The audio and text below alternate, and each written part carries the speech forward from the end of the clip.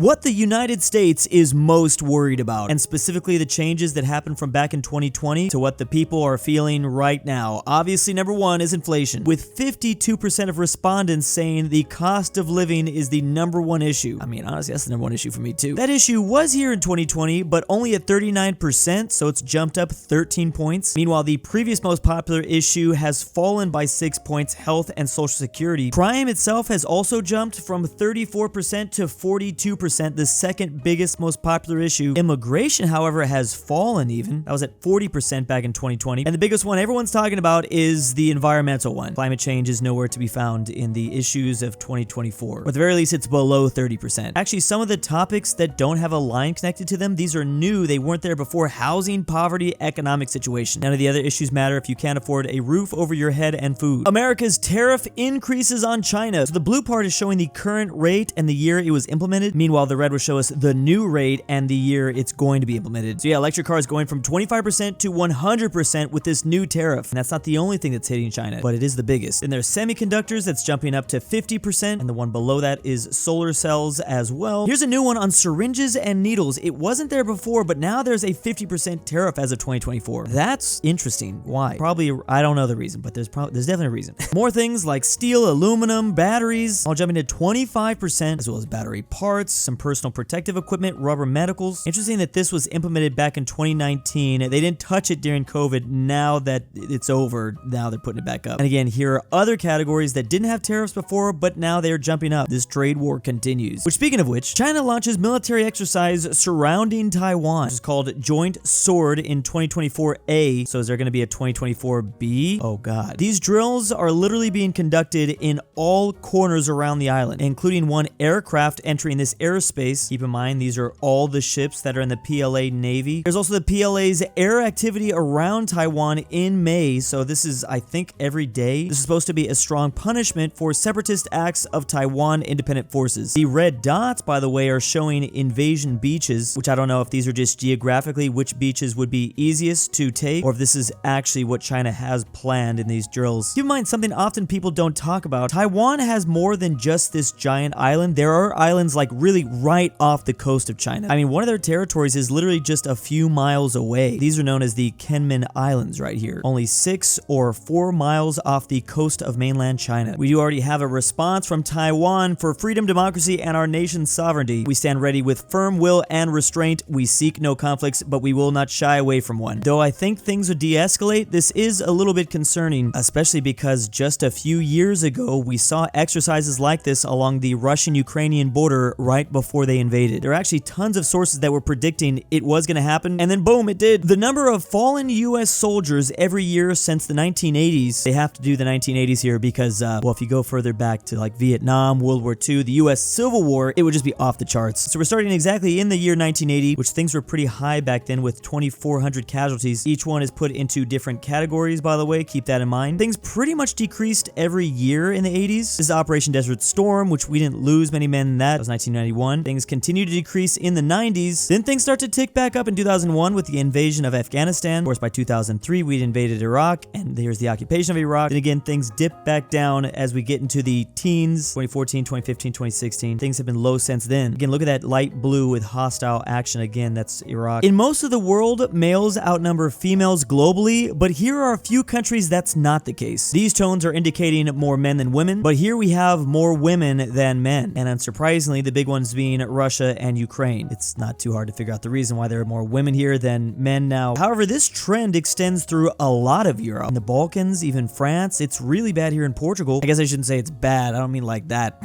The ratio is really off. Interesting that India actually has a lot more men than women. Comparing that to China, especially with the consequences of the one-child policy. Keep in mind with the number 100, that would mean that there's about an equal amount. So India and Papua New Guinea would have 107 men for every 100 women. Countries in the Arabian Peninsula are heavily male. So is Greenland up here. Zimbabwe is trending heavily female. And there's a couple other outliers in Asia like Nepal, Sri Lanka, Thailand. And there's so many different ways to explain this. Every country has their own situation going on. Countries that recognized Israel in 1975 versus countries that recognize Israel now. So keep in mind this first date is about 50 years ago. And something going on 50 years ago was the Cold War. So we have an East and West Germany. Unsurprisingly, the West and or NATO countries had diplomatic relations with Israel. Meanwhile, the red countries, no. So that that leaves most of Africa, obviously the Soviet Union, China. It's pretty much just cut along Cold War lines, although there are a couple of the non-aligned nations that are obviously picking a side. Cuba was the only country in the Americas that didn't have relations with Israel. And here's what the situation looks like now. Interestingly enough, one of the only places that did have relations that don't have relations anymore is Iran. And that is because Iran had a lot of things change in 1979 for them. Most countries didn't have diplomatic relations with Israel back in the day, and they still don't now. But one of the outliers is Egypt. Oh, well, and also Jordan here. Then there's the UAE too. The vast majority of Africa came on board, a couple outliers. Then there's Venezuela, who ended up severing ties, so they're also like Iran. They did have the relations, now not so much. Quite the drastic difference only in a couple decades. Iran being one of the first countries to recognize Israel. The top 11 countries by gold reserves. The US is number 1 here, with more than half of the country's gold stored in a depository known as Fort Knox in Kentucky. I wonder why we chose that place. Keeping our KFC empire strong, I see. Interestingly, Germany is number 2. They're getting close to about half our gold reserves. Then it goes Italy, France, Russia, and China. Very close race between those 4. Oh, Switzerland. Switzerland and that gold. There's a lot to be said about that, right? Then it's Japan, India, the Netherlands, and Turkey. Turkey has recently been increasing their reserves in 2024. Growing gold reserves in China and other developing economies bolster long-term gold price support. At today's rates, that would make the US gold reserves worth approximately $600 billion. The average time spent on eating and drinking in different countries. In this chart, the US is the lowest. On average, men and women only eating and drinking for about 60 minutes per day. Meanwhile, that compared to France, where men and women both are eating and drinking for more on average than 2 hours a day. The men even more. Which, just based off anecdotal evidence, yeah, there were people sitting at those cafes for what seemed like 3 hours at a time when I was there. It's actually kind of fun though, I will admit. Just drink your coffee, people watch, like it is entertaining. I don't know if I could do it every day though, maybe like once a year. I can also confirm anecdotally that yeah, the US probably doesn't take a lot of time eating and drinking. I usually eat in my car. Love how the top nations on this list are all like Mediterranean places. Then there is Korea too though. This is where the mukbang videos come from, isn't it? If you're eating 3 meals a day, the US is only spending about 20 minutes on breakfast, lunch, and dinner. The average is around 90 minutes, so about 30 minutes for breakfast, lunch, and dinner. That seems more appropriate. How did we even get this data? That's what I want to know. US really packing on the calories per hour. That's the thing, like we're also one of the fattest nations, so we do eat fast and we eat hard. Meanwhile, yeah, funny enough, France is known for being pretty skinny, so they're not even eating while they're technically being timed. I think they're just like sipping, yeah, probably on coffees and probably a cigarette or two. Besides English, which new language would you like to learn? And the vast majority of European countries are saying Spanish. Now, a lot of these countries already learn English in schools. Germany, Denmark, like the Nordic countries. But it's interesting to see, like, unanimously, besides English, Spanish is a very popular language. Except for in Czechia, they've got French here. Or they would rather learn none. That's crazy. They're the only one with that parentheses, none. They really don't like languages in Czechia, I guess. Countries like Romania, Croatia, Slovenia, they're really excited about German. They probably would like to move to Germany. Then there's Spain, which obviously speaks Spanish, and if you're excluding English, then they want to learn German. I find it really interesting, though, that Portuguese people don't want to learn Spanish. Maybe it's because Portuguese is already very similar to Spanish. Then we have the 3 Baltic boys here. They're all divided, interestingly enough. Wanted to note this, Cyprus over here trying to learn Russian. Expect that. Town names in Latin America that are the most weird. Speaking of Spanish, first of all, Mexico with a city named Buckingham. That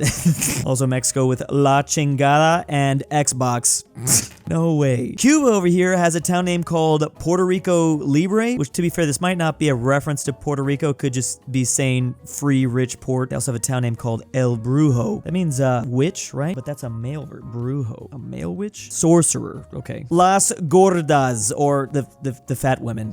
Holy crap, Dominican Republic. Las Tetas in Panama. Okay. Town name in Colombia called Distraction. Why would they name Bolivia? Okinawa Uno? Like, I understand if you named it Okinawa Dos, you know, there's one Okinawa, why not have a second one? But why? Argentina with a town name called Chilecito, right here next to Chile. Chile with a town name called Peor es nada, or worse is nothing. Probably a better way to translate that in English. Nothing is worse. That's how I should have said that.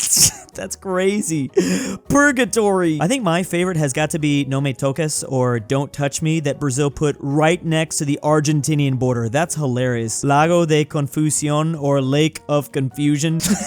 Uruguay 33. Glad we're not the only ones doing doing these weird town names in the US. We certainly have some good ones too, but that was entertaining. Big thanks to my patrons this month. Kansas was mentioned. KingBearHaze. JohnDenver. I can't sleep without Drew's voice. DaBeautiful-MEGAN-Underwood. Archaeology. aPhatNarwhal. Carmel S. Connor Pavlik. DOOCHBAGGINS. Fredrik LuxembourgLover. Traven. Tambre. Friend. Sebby, if you hear this, KirinoIsBestGirl. I love you. The Mexican and 760. ZaneyBoi.